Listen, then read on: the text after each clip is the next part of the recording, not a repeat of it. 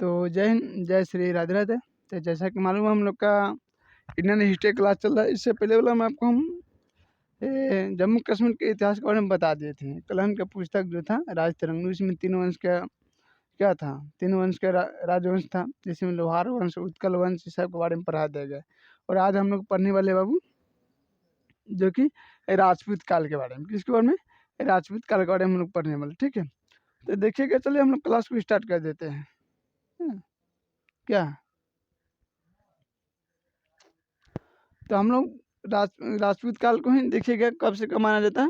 तो 800 ईसा पूर्व से लेके 1200 ईसा पूर्व तक ये राजपूत काल कहते हैं।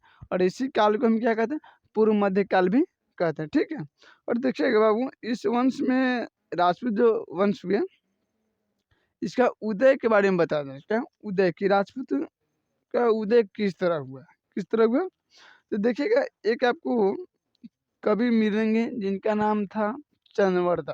क्या चंद्रवर्धा, जिनकी पुस्तक मिलेगी पृथ्वीराज चौहान, पृथ्वीराज रासो। ठीक है, उसमें से पृथ्वीराज चौहान के बारे में जानकारी है ही तो है।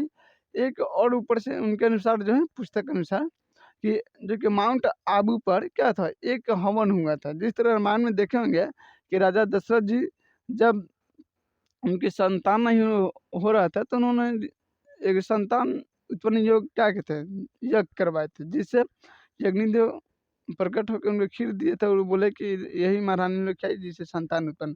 ठीक उसी तरह देखिएगा, तो ये हवन कुंड हुआ था, जिसमें चार राजवंशों का क्या था, उदय हुआ था, जिसमें प्रतिहार वंश, परमार वंश, उसका चौहान वंश, और उसका वजह देखिएगा सोलंकी वंश, जिसे गुजरात के चालुक्य वंश भी हम लोग कहते हैं। ठीक है, तो चार वंश के बारे में उदय हुआ, जिसमें से आपको प्रतिहार वंश के बारे में हम आपको पीछे पढ़ा दिए है ना। प्रतिहार वंश जो कि गुजरात के क्षेत्र में क्या था, उसका भी उदय हुआ था।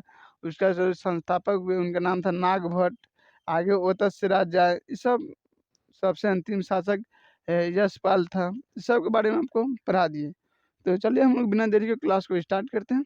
तो इससे पहले आपको बता दूं, तो आप किसी भी कंपटीशन की तैयारी करें तो आप हमारे डीजेस एजुकेशन द्वारा फ्री आपको GK और लोगों की क्लास है, आप ले सकते हैं। ठीक है, तो हम लोग क्लास को स्टार्ट करते हैं। अब हम लोग एक एक पढ़ के समझने कर रहे हैं। ठीक, एक एक राजवंश को पढ़ लेते हैं। तो आपको, अगर जो व्यक्ति अभी तक क्लास नहीं देखे हैं, ठीक है, प्रतिहार वंश, तो अब जाके हमारे एक दो क्लास पीछे होगा। ठीक है, आप देख सकते हैं। ठीक है, जम्मू कश्मीर के इतिहास के बाद हम प्रतिहार वंश के साथ मिल जाएगा आपको, ये एक दो क्लास बैक चल जाइए। तो हम लोग सबसे पहले पढ़ते हैं परमार वंश के बारे में। ठीक है, देखिए यह वंश जो है MP यानी मालवा, मध्य प्रदेश के मालवा क्षेत्र में उदय हुआ था, परमार वंश का। ठीक है, और इस वंश का जो कि फर्स्ट शासक जो होते थे, ये संस्थापक का लिए उपेंद्र, कौन है, उपेंद्र थे, जो कि इस वंश का फर्स्ट राजा। इसी वंश के जो कि सबसे योग्य जो शासक होते हैं राजा भोज। ठीक है, इसी वंश का जो सबसे योग्य जो शासक होते हैं राजा भोज होते हैं, जिन्होंने देखिएगा अपनी राजधानी जो कि धारा नगरी, क्या धारा नगरी, एक धारावाहिनी, एक एपिसोड भी पहले आता था, अभी भी आता है शायद। हाँ, बहुत मस्त लगता है।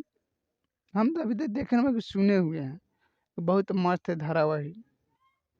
ठीक है, तो देखिए कि धारा नगरी, ठीक है, को बनाई थी। और उस समय देखिएगा संस्कृत का केंद्र जो था धारा नगरी था। संस्कृत का बोलबाला था उस समय की राजधानी में, उनके साम्राज्य में उस समय जो राजधानी था, संस्कृत का बहुत बोलबाला था।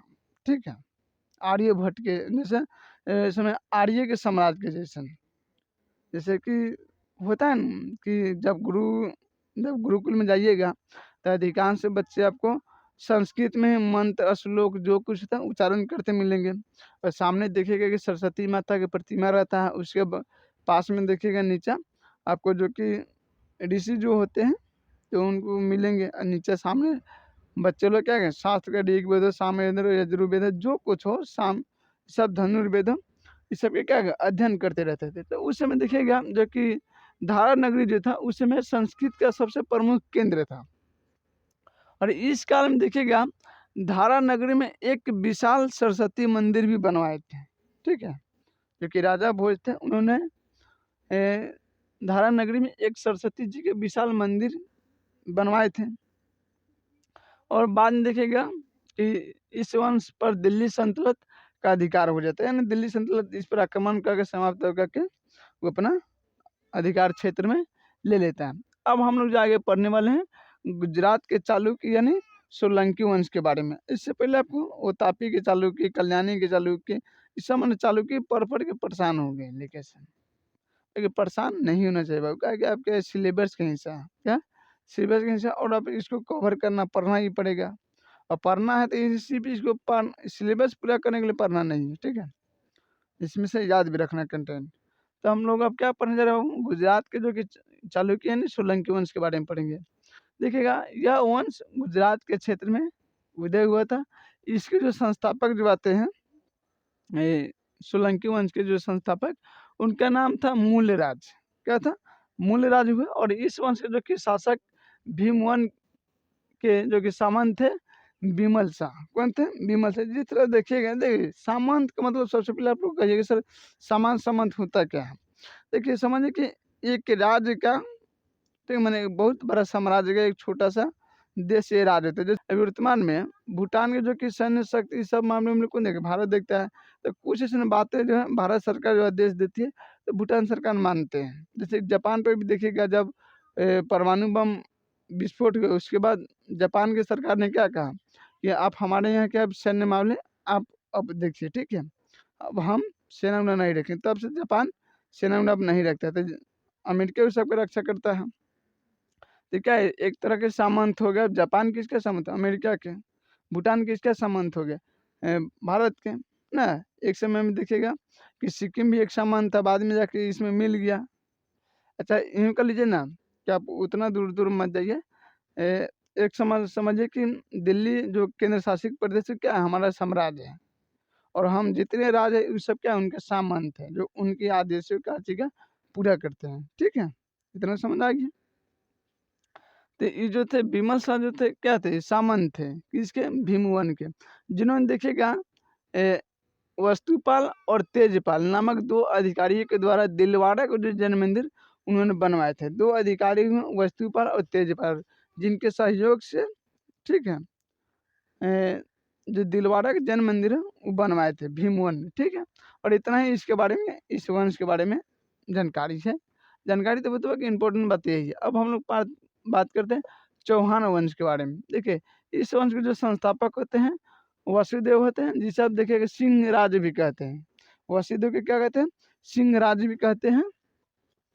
और इस वंश के सबसे प्रतापी जो शासक योग शासक कहते हैं अरुणो राज होते हैं। अरुण राज कहिए अरुणो राज होता है। क्या कि देखिए कई इतिहासकार ने अपने अपने हिसाब से क्या है लिखते हैं, और लिखते लिखते कभी इक्के दुल्ले सब मात्रा थोड़ा डीप हो जाता है। बाकी आप अरुणो राज या अरुण राज कह सकते हैं, जिनके दरबार में देखिएगा संस्कृत के विद्वान विग्रह राजशिक्ष रहते थे। एक विद्वान हुए जिनका नाम था विग्रह, संस्कृत के बहुत बड़े क्या थे? प्रकांड विद्वान थे, जो इन्हीं के दरबार में रहते थे, ठीक है। इनके दरबार में? तो अरुणो राज के दरबार में रहते थे। उसका देखिएगा विशल देव भी रहते थे, जिन्होंने देखिएगा हरिकेली, विशल देव देखिएगा हरिकेली नामक जो कि संस्कृत नाट्य लिखा। क्या? संस्कृत नाट्य। हरिकेली नामक एक पुस्तक है जो कि संस्कृत नाट्य उन्होंने लिखा है, ठीक है। और इस वंश का जो कि अगला जो शासक आता है पृथ्वीराज चौहान तृतीय आते हैं। कौन आते हैं? पृथ्वीराज चौहान तृतीय आते हैं, जिनका एक मित्र आपको देखने को मिलेगा चंद्रवरदाई। बहुत बनी कवि भी है चंद्रवरदाई। जिस तरह देखिएगा कि कृष्ण जी के तो बहुत सारे क्या थे? दोस्त थे, लेकिन उसमें सुदामा जी के नाम सबसे आगे आता है। क्या? तो उसी तरह पृथ्वीराज चौहान तृतीय के एक आपको शाखा में मिलेंगे जो चंद्रवरदाई था। और बहुत उन्हीं के द्वारा लिखा गया है पुस्तक पृथ्वीराज रासो, ठीक है, जिसमें आपको हम पहले बताए थे कि इसी पुस्तक के अनुसार माउंट आबू पर क्या था? हवन हुआ था, इसमें 4 राजवंश उदय हुए, जिसमें हम लोग अंतिम राजवंश अब हम लोग पढ़ रहे हैं, ठीक है। तो जो अग्र के एक पुत्री थी सहयोगिता, ठीक है, सहयोगिता के उन्होंने अपहरण करके कर लिया और विवाह कर लिया, ठीक है। देखिएगा जिस कारण जयचंद्र को क्या हुआ? इनसे विद्रोह या नफरत हो जाए। जाहिर सी बात है, कोई भी राजा अपने पुत्री को खोएगा ना, सम्मान पर तो खिंचा। बाकी देखिए, इतिहास में बताया गया कि पृथ्वीराज चौहान ने क्या किया, सहयोगिता का क्या क्या अपहरण किया। बाकी जो हम लोग अभी पिक्चर के माध्यम से, चाहे एपिसोड के माध्यम से जो देखते हैं, उसमें यह दर्शाया गया है, बताया गया है कि जो पृथ्वीराज के चौहान जो है ना, उन्होंने अपहरण नहीं किए थे। क्या हुआ था, जयचंद्र को इस बात का मालूम था कि जो उसकी पुत्री सहयोगिता है, वो पृथ्वीराज चौहान का कृषि युद्ध में देख ली होगी, तो उससे प्रेम करता। इस वक्त देखिएगा कि जयचंद्र ने क्या किया था, स्वयंवर क्या किया था, उन्हें आयोजन किया। जब उसको पता था कि हमारा क्या है, पुत्री हमारी दूसरे से प्रेम की, तो स्वयंवर करने से क्या जरूरी था। ठीक है, चलो ठीक है, उस समय परंपरा रही, चला तो स्वयंवर किया, ताकि उसमें पृथ्वीराज चौहान को उन्होंने आमंत्रित नहीं किया। ठीक है, बाकी पृथ्वीराज चौहान का आमंत्रित नहीं किया, बाकी पृथ्वीराज चौहान का मूर्ति सोने का बना के उनको अपमान के लिए उनका जो स्वरूप को एक द्वारपाल के रूप में क्या था, द्वार पर खड़ा कर दिया जयचंद्र। ठीक है, मैंने अपमानित के लिए तो पृथ्वीराज चौहान का जो प्रतिमा सोने का बना के कहाँ खड़ा कर दिया, तो द्वार पर। उस समय तो सोना समझ रहे कि आज के गिलट की तरह था। क्या था, गिलट की तरह था। आज में सोना सोना हो गया, हीरा हीरा हो गया, न पहले तो सोना क्या था, गिलट की तरह था। तो उनसे यही गलती हुआ। ठीक है, कि वो जब बोला नहीं थे क्या जरूरी है उनका प्रतिमा बनवा के गेट पर दम अति करवाने के लिए, अपने से बेसी होशियार बने। अब क्या था, स्वयंवर शुरू हुआ, तो बात शर्त ये रखा गया कि जो सहयोगिता है अपने मन पसंद के लड़के से क्या करे, विवाह कर चयनित कर सकते हैं, और उन्हीं से क्या वरमाला पहना है, उन्हीं से ब्याह होगा। तो सहयोगिता क्या की, देखा कि भाई इसमें तो पृथ्वीराज चौहान है नहीं कि नहीं, तो पता चला था कि उनके अपमान के लिए उनका एक प्रतिमा द्वार पर बना के रखा गया। तो उस सब लोग को अपन मारा एंती देखा देखा के, देखो होता है ना, देखा देखा के सब लोग एकदम मुँह के चटपटा रहा है, फिर आगे बढ़ जाती, फिर इसको देखती एंती करते करते वो गेट पर आ गई। गेट पर आई और पृथ्वीराज चौहान के क्या है, प्रतिमा को उन्होंने अपना पति स्वीकार करके वरमाला डाल दिया और घोषणा भी कर दी। अब जयचंद्र खिस्सा गया, उतने देर में पृथ्वीराज चौहान आया, अपने हाथी घोड़े सबको लेके और सहयोगिता के लेके चले गए। ठीक है, जिसे देखेगा जयचंद्र क्रोधित हो जाता है, लेकिन फिर भी दोनों दामाद और ससुर मिलके तराइन का जो कि फर्स्ट युद्ध होता है 1191 में, उसमें लड़ा मोहम्मद गौरी के साथ और मोहम्मद गौरी के पराजित किया। ठीक है, बाकी दिक्कत क्या है ना, भारतीय राजाओं का हम हर एक जब भी क्लास पढ़ाते हैं तो युद्ध की बात आती है, इस बात को हम बताते हैं कि भारतीय राजाओं का सबसे बड़का दो ही कमजोरी था। पहला कि वो अपने आप में क्या फूट रखते थे। जैसे अमूमन आज भी आपको देखने को मिलेगा, नेता उता में चाहे भाई बंधु में जितना में सबको आपको फूट मिलेगा। एक भाई के कोई आया गाड़ी देख चल गया, मार के चले गया, गाड़ी देख कोई फर्क नहीं पड़ा। एक नेता दूसरे नेता को गाड़ी दे रहा है, वो घुसखोर है हुए, मैंने यही चलता है आज। तो पहला रीजन विदेशी आक्रमणताओं का इस पर विजय पाने का रीजन क्या रहा, वो इस फूट को फायदा उठाते थे। ठीक है, भारतीय राजा ने। दूसरा इनका कमजोरी क्या था कि अपने दुश्मनों का मृत्यु दंड के जगह पर इन्होंने जीवन दान दे देते थे, और वही जीवन दान बाद में आके इनका मृत्यु दान बन जाता था। ठीक है, तो वही गलती हुआ पृथ्वीराज चौहान से। मोहम्मद गौरी के फर्स्ट तराइन के युद्ध में छोड़ दिया, और जब सेकेंड साल भर बाद हुआ, ठीक है, तब तक जयचंद्र यानी उनका ससुर पासा पलट चुका था। कहाँ चल गया था, मोहम्मद गौरी के साथ, और मिलके पृथ्वीराज चौहान के क्या किया, हरा के मार दिया। उसी दिन देखिएगा उनका चनौरदाय के एक समझ की दोहा की कविता आती है, प्रसंग है, बहुत सुंदर है कि 22 गज की दूरी 2 बांस के गज, इसी तरह के ता ऊपर तख्त ऊपर ता बैठल सुल्तान मत चुक चौहान। इसी तरह का अभी याद हमको भीतर है, अभी बाहर आने दिए। ठीक है, मैंने उस समय कह लीजिए कोड भाषा थी। जैसे आज देखेगा कि हमारे आर्मी की जो कि अथी होती है कमांड से कोड में बोला जाता है ना, तो ऊपर वहाँ जो बॉर्डर उडर पर जो आर्मी उर्मी रहता है सब समझ जाता है, सबका कोड अलग है। ठीक उसी तरह समझ कि उस समय चनवर दाई जो थी पृथ्वीराज चौहान के एक कोड भाषा दी है। कहते हैं कि पृथ्वीराज चौहान और मोहम्मद गौरी के बीच का रेंज का दूरी, हाइट सब बता दिए कि कितना हाइट पर बैठल है, कितना आपसे दूरी है, किस साइड में, सब बता दी। जिसे पृथ्वीराज चौहान के क्या था, वो तीर मारा और मोहम्मद गौरी क्या के यहाँ पर लग गया। ठीक है, उसी समय तो उनका मार भी दिया, सब इतना तीर चला दिया, सेना सबकी छली छली हो गया। बाकी देखिएगा कि उनका आँख दोनों फोड़ दिया गया। बाकी उनका में एक अथी था कि वो ध्वनि सुनकर थोड़ा सा भी थोड़ी हवा के दिशा देख के तीर चला लेते थे मोहम्मद गौरी। ठीक है, और इस बात को चन्वर दाई बहुत अच्छी तरीके से जानती थी। ठीक है, तो उन्होंने बताया, सहयोग किया।